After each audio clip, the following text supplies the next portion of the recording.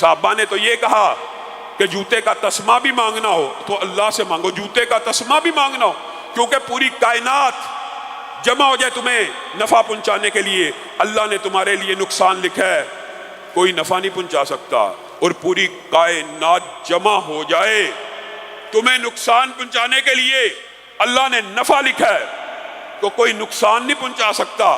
پوری کائنات نفع پہنچانا چاہیے، اللہ نے نقصان لکھا ہے، کوئی نفع نہیں پہنچا سکتا۔ یہ حدیث کے الفاظ اور مفہوم ہیں۔ اور میرا رب، آپ نے کیا سمجھا رب کو؟ وما قدر اللہ حق قدری، میں نے بھی اور آپ نے بھی رب کی قدر کوئی نہیں کی۔ ہم رب سے مانگ رہے ہوتے ہیں اور ڈر ڈر کے مانگ رہے ہیں۔ تمہارا رب سخی ہے، جواد ہے، جب اس سے مانگو تو جنت الفردوس مانگو، سب سے اعلیٰ مانگو۔ اور میرے بھائیوں، کون سی ایسی چیز ہے جو رب عطا نہیں کر سکتا؟ اور یہ درگاہوں والے، یہ گدیوں والے، یہ حجر، یہ شجر، یہ مختلف قسم کے لوگ یہ آپ کو دے سکتے ہیں لیکن اللہ نہیں دے سکتا۔ وہ کون سی ایسی چیز ہے؟ ایک حدیث سن لیجئے، شاید کہ بات سمجھ آ جائے۔ رسول اللہ صلی اللہ علیہ وسلم نے سمجھانے کے لیے آپ کو اور مجھے ایک کلیہ بیان کیا، اور وہ کلیہ کیا ہے؟ آدم علیہ السلام پیغمبر اور رسول آئیں، وہ اللہ رب العزت سے کیا مانگیں؟ وہ اللہ رب العزت سے دنیا اور آسمان کے مابین جتنی چیزیں ہیں ساری کی ساری مانگ لیں۔ آدم کا بیٹا ہے وہ بھی مانگ لیں، اس کا بیٹا ہے وہ بھی مانگ لیں۔ مفہوم حدیث یہ ہے، آدم سے لے کے قیامت تک 1 کھرب 10 کھرب 20 کھرب جتنے بھی انسان آنے ہیں وہ لائن بنا کے، قطار بنا کے اللہ رب العزت سے مانگیں، اور مانگے بھی کیا؟ زمین و آسمان میں جتنی نعمتیں ساری مانگ لیں، اور اللہ تعالیٰ زمین و آسمان کی ساری نعمتیں ایک اکیلے آدم کو نہیں، یہ 10 20 30 کھرب انسانوں کو عطا کر دے۔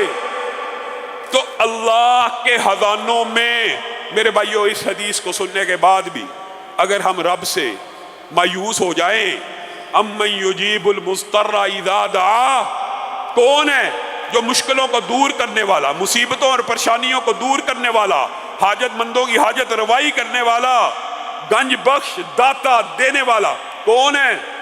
کہا یہ ساروں کو دینے کے بعد بھی اللہ کے خزانے میں اتنی کمی واقع نہیں ہوتی جتنی تم سمندر میں ایک سوئی ڈالو۔ کوئی بندہ جب سمندر میں سوئی ڈالے، اس کو نکالے تو اس سوئی کے اوپر ایک قطرہ لگا ہوتا ہے، اس قطرے سے سمندر میں کچھ نہ کچھ جو کمی واقع ہوتی ہے، اور کتنی کو ہوتی ہے؟ جتنی کمی اس قطرے کو نکالنے سے سمندر میں واقع ہوتی ہے، اللہ کے خزانوں میں اتنی بھی کمی واقع نہیں ہوتی۔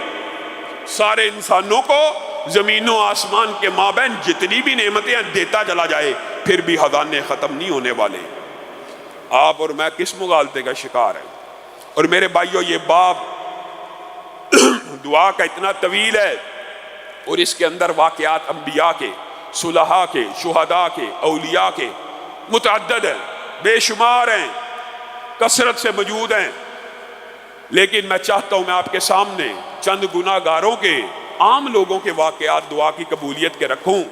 اولیاء اللہ کے تو آپ نے واقعات سنے ہوئے ہیں، اور میرے بھائیوں بات آئی ہے ضمنی طور پہ، تو اللہ کی قسم اپنی حاجات کو ایک اللہ کے ساتھ باندھ لینا، ایک اللہ کے ساتھ یہ عقیدہ مضبوط کر لینا، یہ بھی بہت بڑی سعادت کی بات ہے۔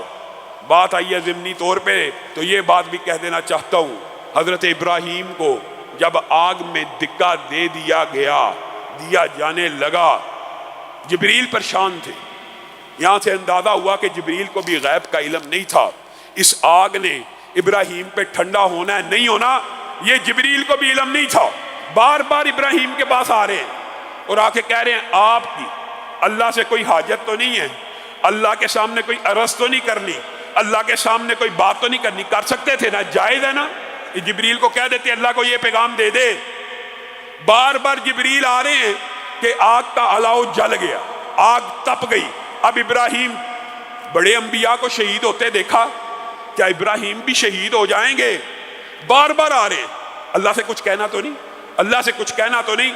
آگ میں دھکا دیا جانے لگا ہے، جبریل پھر پاس کھڑے ہیں، ابراہیم کوئی اللہ سے حاجت ہے؟ کوئی بات ہے؟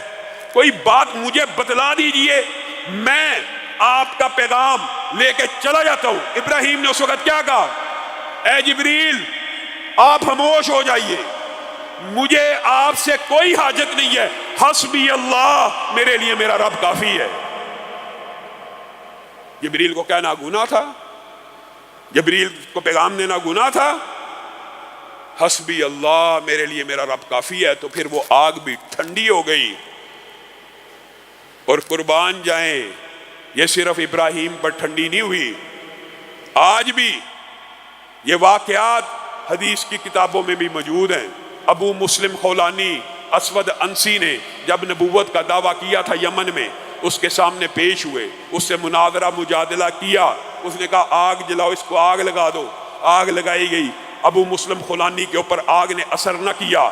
ایک مرتبہ مدینہ آئے، حضرت عمر نے ان کو پہچان لیا ان کی شکل سے، کہا تو ہی ہے؟ کہا نہیں، میں عبداللہ بن صوب ہوں۔ کہا تو ہی ہے وہ جس کو اللہ نے آگ سے بچایا؟ پھر انہوں نے حضرت عمر کے اصرار کے اوپر بتا دیا، ہاں میں وہی ہوں جس کو اللہ نے آگ سے بچایا۔ پکڑ کے حضرت ابو بکر کے پاس لے گئے اور کہنے لگے اللہ تیرا شکر ہے، تو نے مجھے اس وقت تک موت نہیں دی جب تک میں نے امت محمدیہ میں اس شخص کا دیدار نہیں کر لیا جس کے لیے آگ کو ایسے ٹھنڈا کیا گیا جیسے ابراہیم کے لیے کیا گیا۔ اور ابو مسلم خولانی نے آگ میں جانے سے پہلے یہی الفاظ کہے تھے، اللہ جس طرح ابراہیم کو آگ سے بچایا تھا آج مجھے بھی آگ سے بچا دے۔ اور اسود انسی نے کہا تھا اس کو جلا وطن کر دو، نہیں تو سارے کے سارے جو چند لوگ تم پہ ایمان لائے ہیں ان کا ایمان بھی پھر جائے گا۔